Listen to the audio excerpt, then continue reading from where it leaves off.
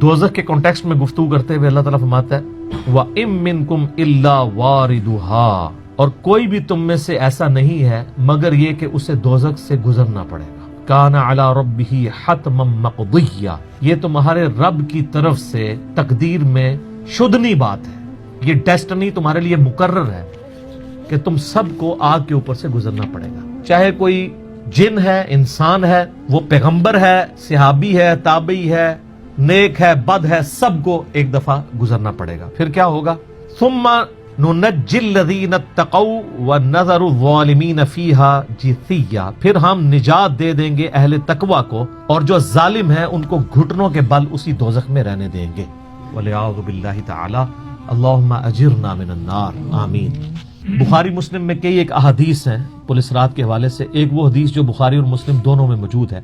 अल्लाह के महबूब सल्लल्लाहु अलैहि वसल्लम फरमाते हैं कि क़यामत वाले दिन अल्लाह ताला जहन्नुम के दोनों सिरों पे एक पुल रखेगा, यानी जहन्नम को पार करने के लिए एक बहुत बड़ा पुल रखेगा। बुखारी मुस्लिम के अल्फाज है, सबसे पहले मैं अपनी उम्मत को लेके उसके ऊपर से गुजरूंगा और उसके बाद बाकी अंबिया भी अपनी उम्मत के लोगों को अपने साथ लेकर गुजरेंगे और हर रसूल की जुबान पे समेत मेरे रब्बे सल्लिम रब्बे सल्लिम रब्बे सल्लिम होगा। ऐ अल्लाह सलामती फरमाना, ऐ अल्लाह सलामती फरमाना, ऐ सलामती फरमाने वाले रब सलामती फरमाना।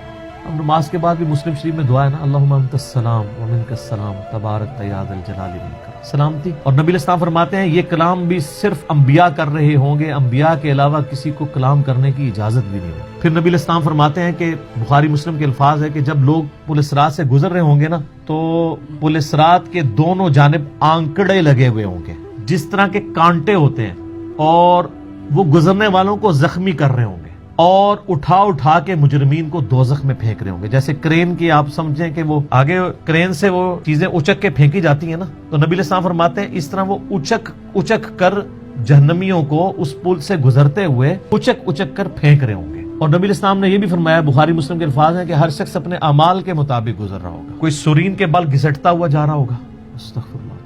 आप सर इस मंजर को इमेजिन भी नहीं कर सकते। यहाँ तो कहते हैं लोग जो कुछ भी है तेरे महबूब की उम्मत से, तो वो उम्मत कौन सी है जो गुजर रही होगी? वो आप ही लोग ही हैं, हम लोग ही हैं। अल्लाह ताला सलामती के साथ हमें गुजारते हैं, आमीन। आपने इस्लाम फरमाया कि बाद लोग जो हैं वो यानी तेज रफ्तारी से गुजर रहे होंगे, बाज घिसट घिसट के अपने अमाल के मुताबिक गुजर रहे होंगे, और फिर लोग कट कट के दोज़ख में गिर रहे होंगे। फिर वो दोज़ख में रहेंगे यहाँ तक कि अल्लाह ताला उनके लिए कोई फैसला फरमा दे। वलियाउज़ु बिल्लाहि ताला, अल्लाह ताला की पनाह, अल्लाहुम्मा अजिरना मिनन नार, आमीन सुम्मा आमीन। सही मुस्लिम में एक हदीस है, अबू सईद खुदरी कहते हैं कि हमें यह बात भी पहुंची है कि वो पुल जो है वो तलवार की धार से ज्यादा तेज और बाल से ज्यादा बारीक होगा। ये अल्फाज बिल्कुल सही है सही मुस्लिम के अंदर। तो ये इसके ऊपर से गुजरना एक मौजज़े वाला मामला ही होगा जिसको अल्लाह ताला निजात देगा। नबी सल्लल्लाहु अलैहि वसल्लम ने इरशाद फरमाया कि ये पुलिस रात जहन्नुम पे रखा हुआ एक पुल है जिस पर से लोगों को गुजरना पड़ेगा और हर शख्स अपने अमाल के मुताबिक गुजरेगा। बाज लोग बिजली की सी तेजी से गुजर जाएंगे, जैसे आसमान से ऐसे बिजली कड़क के नीचे, पता ही नहीं चलता, विद इन सेकंड्स। बाज हवा की तेजी से गुजरेंगे जो उससे कम नेक होंगे। बाज घोड़ सवार या ऊंट सवार की सी तेजी से गुजरेंगे, बाज भागते हुए गुजर जाएंगे, और बाज जो है वो पैदल चलते हुए, और बाज सुरीन के बल घिसटते हुए। सर इतना लंबा पुल, पता नहीं कितनी मुसाफत है। बल्कि बुखारी मुस्लिम में अल्फाज है, नबी ने फरमाया कि उस पुल की लंबाई अल्लाह ही बेहतर जानता है, मुझे नहीं पता कितनी। ओए हाय हाय। और बाज ऐसे होंगे जो कट कट के फिर दोज़ख में गिर रहे होंगे, और उनका मामला फिर बाद में अल्लाह ताला तय करेगा कि उनके साथ क्या करना है। अस्तगफिरुल्लाह। जामे तिरमिज़ी में एक हदीस है, हजरत अनस बिन मालिक जो हुजूर को 10 साल तक वुजू करवाते रहे, बुखारी मुस्लिम में है। तिरमिज़ी में अल्फाज है, वो कहते हैं या रसूलल्लाह क़यामत दिन आप मेरी शिफात करेंगे? फरमाया मैं करूंगा। तो या रसूलल्लाह मुझे अपना पता बता दे, मैं आपको कहाँ तलाश करूं?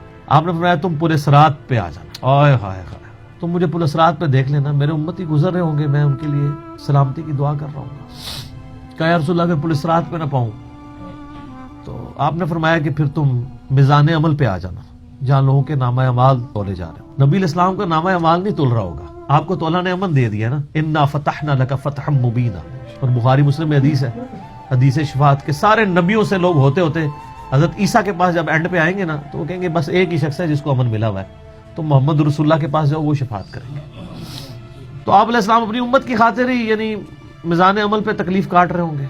कहा या रसूलल्लाह मिजान अमल पे भी ना पाऊं तो कहाँ जाऊं? फरमाया फिर तुम हौज़े कौसर पे आ जाओ, मैं वहां पे अपने उम्मतियों को मशरूब पिला रहा हूँ। बुखारी मुस्लिम में दर्जनों हदीस है, आसमान के सितारों के बराबर उसके बर्तन है। اور جو ایک بار پیے گا وہ کبھی پیاسا نہیں ہوگا. جنت میں لوگ مشروب لذت کے لیے پیئیں گے, پیاس کی وجہ سے نہیں پیئیں گے. ان کا یا رسول اللہ اگر آپ مجھے پل صراط پہ بھی نہ ملے, میزان عمل پہ بھی نہ ملے, اور آپ صلی اللہ علیہ وآلہ وسلم حوض کوثر پہ بھی مجھے نہ ملے, تو پھر میں آپ کو کہاں تلاش کروں؟ آپ فرمایا تم مجھے تلاش کرنا, میں ان تین میں سے کسی ایک جگہ پہ ہوں. تو بخاری مسلم میں پھر یہ بھی آتا ہے کہ میرے حوض کوثر پہ کچھ لوگ لائے جائیں گے, میں کہوں گا اصحابی اصحابی, میرے ساتھی ہیں. تو مجھے بتایا جائے گا کہ آپ کے بعد یہ دین سے الٹے قدم پھر گئے تھے, انہوں نے دین میں بدعتیں جاری کر دی تھی. آپ فرماتے ہیں میں کہوں گا سحقا سحقا لمن غیر بعدی, کو دور کر دو مجھ سے, میرا ان سے کوئی تعلق. بخاری مسلم میں الفاظ ہیں, عبداللہ ابن ابی ملیکہ جب یہ حدیث بیان کرتے تھے تو کہتے تھے اے اللہ ہم تیری پناہ میں آتے ہیں اس چیز سے کہ تیرے نبی کے وفات کے بعد ان کے دین سے الٹے قدم پھر جائیں. یہ وہی لوگ ہیں جو حضور کی وفات کے بعد مرتد ہو گئے تھے, مسلمہ کذاب کے ساتھ مل گئے, منکرین زکوٰۃ میں شامل ہو گئے,